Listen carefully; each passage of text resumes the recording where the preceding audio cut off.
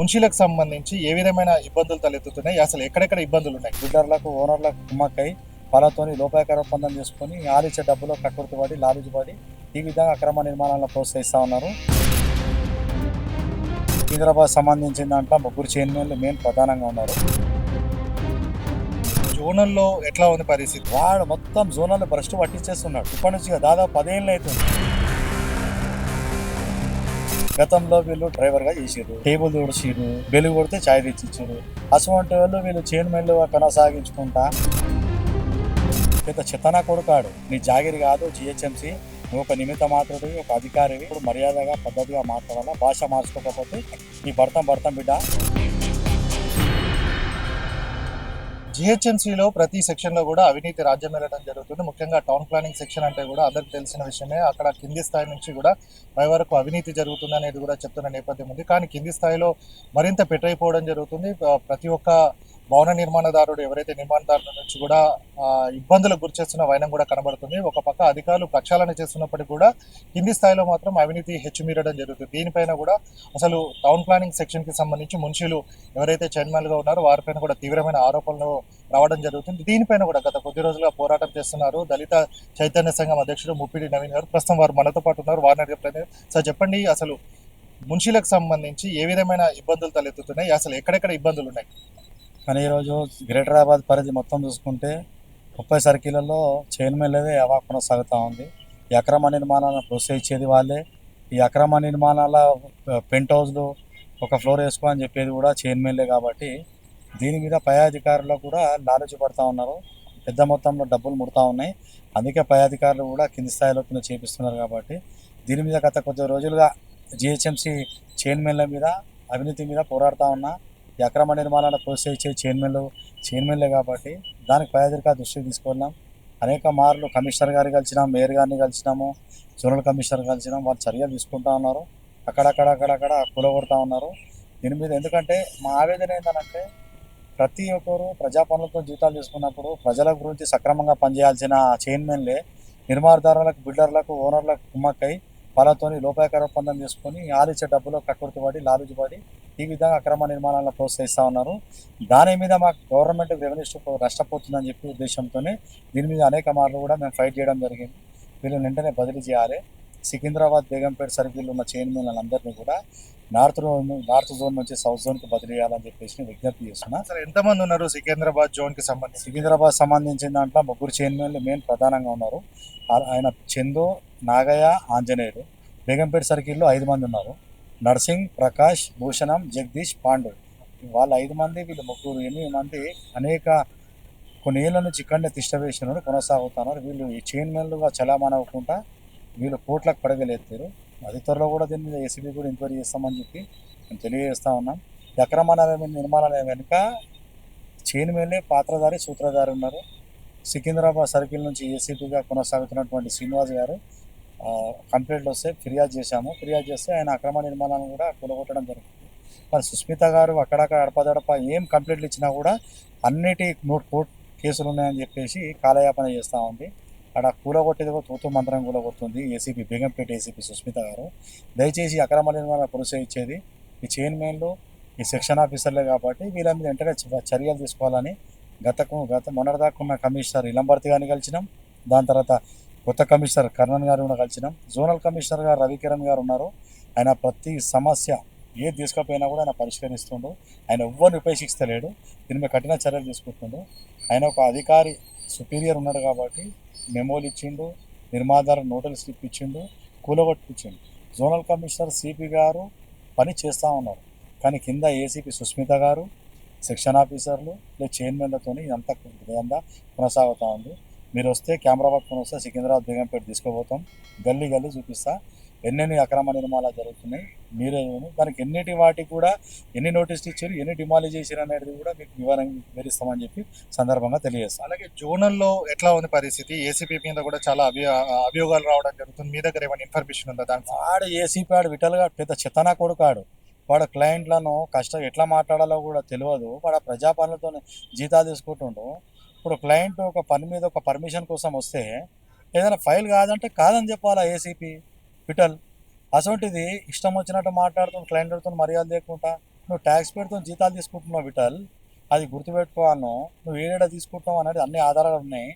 ఉదాహరణకు ఆ computer operator ఒక సురేష్ అని ఉన్నాడు. వాడు మొత్తం జోనల్ భ్రష్టు పట్టించేస్తున్నాడు. ఇప్పటి నుంచి దాదాపు 10 ఏళ్ళు అవుతుంది. వాడే సమాచారం అంతా థర్డ్ పార్టీకి చేరవేసే విధంగా ఆయన ట్రాన్స్ఫర్ చేసారు కదా. ట్రాన్స్ఫర్ చేసిర్రు. ఆ తూతు మంత్ర ట్రాన్స్ఫర్ చేసిర్రు. ఆ పార్టీగడ్డ వార్డ్ ఆఫీస్కి వేసిర్రు. వాడు అక్కడికి వెళ్ళి కూడా ఏసీపీ లాగిన్ ఓపెన్ చేసి ఏసీపీ ఓటీపీ చెప్తే ఏసీపీ లాగిన్ చేసి ఫైళ్ళు కూడా చేస్తూ ఉన్నాడు. ఇది దీనికి ఆధారం. ఉదాహరణకు ఇది చూడండి, ఈ ఫైళ్ళు అన్నీ అక్కడ వార్డ్ ఆఫీస్ నుంచి వచ్చినాయి. మరి విఠల్కు కనబడుతుందా ముద్దురు నిద్ర వీడడా తెలియదు. ఫస్ట్ విఠల్ ఏసీపీ భాష మార్చుకోవాలి, పద్ధతి మార్చుకోవాలి. ఇట్లనే కొనసాగితే తీవ్ర పరిణామాలు ఎదుర్కోవాల్సి వస్తుంది. ఇంకొకటి, మీకు ఇవే పనా, మీ టీంకి ఇదే పనా అని నన్ను అవమానకరంగా మాట్లాడే విధంగా ప్రయత్నం చేసే భాగంలో చేస్తున్నాడు ఆయన. నాతోనే ఇట్లా మాట్లాడుతున్నంటే ఇక వేరేలతో ఎట్లా మాట్లాడా క్లయింట్తోని. కానీ ఇంకోటి, నేను కూడా దళితుడు అంటాడు. ఆ దళితుడో కాదు అనేది మేము ఎంక్వైరీ చేస్తాం. ఖచ్చితంగా దీని మీద ఈ సురేష్ను నాన్ ఫోకల్గా ఇవ్వాలి, ఈయనను సస్పెండ్ అయినా చేయాలి, లేకపోతే నాన్ ఫోకల్ అని చేయాలి. ఈ కంప్యూటర్ ఆపరేటింగ్గా వార్డ్ ఆఫీస్ నుంచి కూడా తొలగించాలని నేను జోనల్ కమిషనర్కు, డిప్యూటీ కమిషనర్కు, సిపికి విజ్ఞప్తి చేస్తూ ఉన్నాం. లేకపోతే పెద్ద ఎత్తున ధర్నా కూడా చేసే అవకాశాలు కూడా ఉంటాయని చెప్పి హెచ్చరిస్తా ఉన్నాం. ఆల్రెడీ ఇప్పుడు సిపి ఇప్పుడు ఆయన ఏసీపీ ఆయన దగ్గర ఆల్రెడీ ఒక ఆపరేటర్ ఉన్నాడు.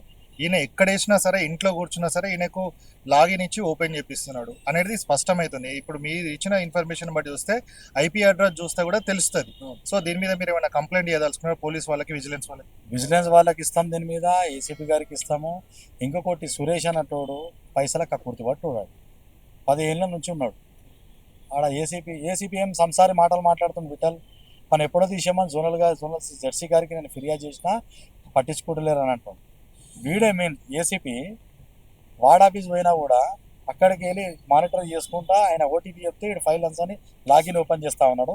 ఉదాహరణకి ఈ ఫైల్స్ చేస్తుండు. మేము అడిగినాం, నిన్ను అడిగితే వాడు వార్డ్ ఆఫీస్ పోయిండు సురేష్ అని ఏసీపీ నాకు చెప్తాడు. వాడు వార్డ్ ఆఫీస్ పోయిండు, మరి వదిలేసి వారి గురించి ఆలోచించాక అని చెప్తా ఉన్నాడు ఏసీపీ గారు. ఫస్ట్ నువ్వు ఏసీపీ విఠల్, నువ్వు ఈ పద్ధతి మార్చుకో, నీ భాష మార్చుకో, క్లయింట్లతో పద్ధతిగా మాట్లాడు. నీ జాగిరి కాదు జిహెచ్ఎంసీ, నువ్వు ఒక నిమిత్త మాత్రుడివి, ఒక అధికారివి, ప్రజలతోని పనులతో జీతాలు తీసుకుంటున్నావు కాబట్టి నువ్వు క్లయింట్లు వచ్చినప్పుడు మర్యాదగా పద్ధతిగా మాట్లాడాలా. భాష మార్చుకోకపోతే నీ భర్తం బిడ్డ ఈ సందర్భంగా హెచ్చరిస్తున్నా. అలాగే ఇప్పుడు మొన్న కొన్ని రోజుల కింద చూసుకున్నట్టయితే షేర్లింగంపల్లి జోన్లో అవినీతి అక్రమాలకు పాల్పడుతున్నారు అని చెప్పేసి చైర్మన్లు అన్నిటి కూడా జోనల్ వైజ్లోనే అక్కడ అందరినీ కూడా షెఫుల్ చేయడం జరిగింది మొత్తంగా. సో అట్లా అక్కడ అవినీతికి పాల్పడుతున్నారని తెలిసినప్పుడు ట్రాన్స్ఫర్ చేసిరు. మరి సికింద్రాబాద్లో ఎందుకు కావట్లేదు? సికింద్రాబాద్లో మెయిన్ ప్రధానంగా ఏసీపీ అధికారులతో లోపాయకార ఒప్పందం చేసుకొని ఈ చైర్మన్లు అంతా కొనసాగుతూ ఉన్నారు. 14 నుంచి 20 ఏళ్ళ వరకు ఇక్కడనే సికింద్రాబాద్ బేగంపేటలో తిష్ట వేసి ఉన్నారు. తిష్ట వేసి ఉండడం వల్ల వీళ్ళకి ఏమవుతుంది, అనుమానం ఎక్కడ నిర్మాణాలు జరుగుతాయి, ఎక్కడెక్కడ ఏమేమి ఉన్నాయి అనేది తెలుసు వీళ్ళకు. అందుకే చైర్మన్ల ద్వారానే చేపిస్తూ ఉన్నారు. చైర్మన్లు అవినీతికి పాల్పడుతూ ఉన్నారు. చైర్మన్ల మీద అతి త్వరలో ఏసీబీకి ఫిర్యాదు చేస్తున్నాము. వీళ్ళ ఆస్తుల మీద ఎంక్వైరీ చేయమని అంటున్నాము. వీళ్ళు ఎందుకు పోతలేరు? నార్త్ జోన్ నుంచి సౌత్ జోన్కి పంపించాలని మేము కోరుతున్నాం. గతంలో వీళ్ళు డ్రైవర్గా చేసిర్రు, టేబుల్ తుడిచిర్రు, బెలుగు కొడితే ఛాయ్ తెచ్చిచ్చారు. అటువంటి వాళ్ళు వీళ్ళు చైర్మన్లుగా కొనసాగించుకుంటా కొన్నేళ్ల నుంచి యూనియన్ అడ్డం పెట్టుకొని ఈ అక్రమాలకు పాల్పడుతూ ఉన్నారు. అల్టిమేట్గా ఇలా ప్రభుత్వము నష్టపోతుంది, రెవెన్యూ నష్టపోతుంది. పర్మిషన్ తీసుకొని కట్టుకుంటే గవర్నమెంట్కు రెవెన్యూ జనరేట్ అవుతుంది. దీని మీద వెంటనే చర్యలు తీసుకోవాలని ఉన్నతాధికారులను కమిషనర్ గారు కూడా కలిసినాం, మేయర్ గారికి కూడా కలిసినాం. అవసరం అనుకుంటే వీళ్ళు బదిలీ కాకపోతే కోర్టు ద్వారా కూడా ఆర్డర్ తెప్పిస్తామని చెప్పి సందర్భంగా జిహెచ్ఎంసీ అధికారులకు హెచ్చరిస్తున్నా. అలాగే ఇన్ని సంవత్సరాల నుంచి పనిచేస్తారు అని అంటే వీళ్ళకు అనుమానం తెలుసు అని మీరే అంటున్నారు. కొత్తగా వచ్చే ఆఫీసర్లకు ఏం తెలియదు. సో వీళ్ళు వాళ్ళని ఆఫీసర్లను కూడా బ్లాక్ మెయిల్ చేసే అవకాశం కూడా ఉంటుంది కదా, దీనిపైన ఏమంటారు? 100% మీరు చెప్పింది.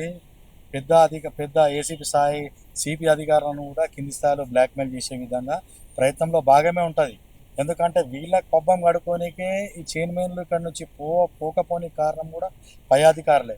ఈరోజు deputy commissioner, zonal commissioner, CP గారు ఈ ముగ్గురు ప్రతి సమస్య మీద యాక్షన్ తీసుకుంటారు. ఇట్లా ఉండాలి ఆఫీసర్ అంటే.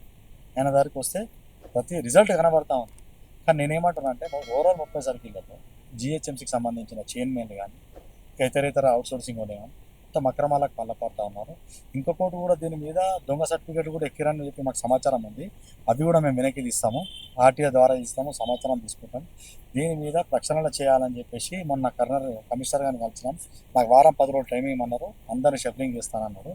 మెయిన్ ప్రధానంగా సికింద్రాబాద్ బేగంపేట్ చైర్మన్లను నార్త్ జోన్ నుంచి సౌత్ జోన్కి బదిలీ చేయాలని చెప్పి మా ప్రధాన డిమాండ్. సో మొత్తంగా చూసాం కదా, మనం ఏదైతే ఏసీపీ ఎవరైతే ఉండడం జరిగిందో విఠల్కి సంబంధించి ఆయన వద్ద కూడా ఉన్న కంప్యూటర్ ఆపరేటర్ని ట్రాన్స్ఫర్ చేసి పాటిగడ్డ వార్డ్ ఆఫీస్కి పంపించినప్పటికీ కూడా ఈయన లాగిన్ అక్కడ ఓపెన్ చేసి అక్కడ నుంచి పనిచేస్తున్నారని చెప్తున్న నేపథ్యం అంటే అవినీతి అధికారులు తమ దందాన్ని నడుపుకోవడానికి ఏ విధమైన కూడా అవినీతికి పాల్పడతారనేది కూడా స్పష్టమవుతున్న నేపథ్యం కనబడుతుంది. అలాగే భవన నిర్మాణదారులు ఎవరు వచ్చినా కూడా వారిపైన కూడా దురుసుగా మాట్లాడుతున్నారని చెప్తున్న నేపథ్యం. సో గత 20 సంవత్సరాల నుంచి కూడా ఒకే చోట పనిచేయడం వల్ల కూడా వారు స్థానికంగా ఉండడం కావచ్చు, వారు అధికారుల పట్ల వారికి ఉన్న వీక్నెస్లు కావచ్చు, దాన్ని అంతా కూడా తీసుకొని వారిని బ్లాక్మెయిల్కి పాల్పడుతున్నారని కూడా తెలుస్తున్న నేపథ్యం కనబడుతుంది. కాబట్టి వీరందరూ కూడా గత కొద్ది సంవత్సరాలుగా కొన్ని ఏళ్ళుగా పనిచేస్తున్నారు. కాబట్టి వీళ్ళందరినీ కూడా షఫల్ చేస్తేనే జోన్ కావచ్చు, వారికి సర్కిల్ వైజ్ మొత్తంగా కూడా బాగుంటుందని, ఎందుకైనా నిర్మాణదారులు కావచ్చు ఎవరైనా కూడా ఇబ్బంది లేకుండా ఉండడం జరుగుతుంది. పారదర్శకంగా ఉండే విధంగా కూడా ఇప్పుడు బిల్ నౌ తీసుకొచ్చారు. కాబట్టి ఇట్లాంటి ఇబ్బందులు లేకుండా నిర్మాణదారులు కావచ్చు ఎవరైనా సరే అక్కడికి వెళ్తే పని అయ్యేటట్టుగా చూడాలని కూడా ముపిన్ నవీన్ గారు చెప్పడం జరుగుతుంది. సో దీనిపైన చర్యలు తీసుకునే వరకు కూడా మేము పోరాడతామని కూడా ఆయన చెప్తున్న నేపథ్యం కనబడుతుంది. వీడియో ప్రభాకర్తో గణేష్, సమయం టీవీ, హైదరాబాద్.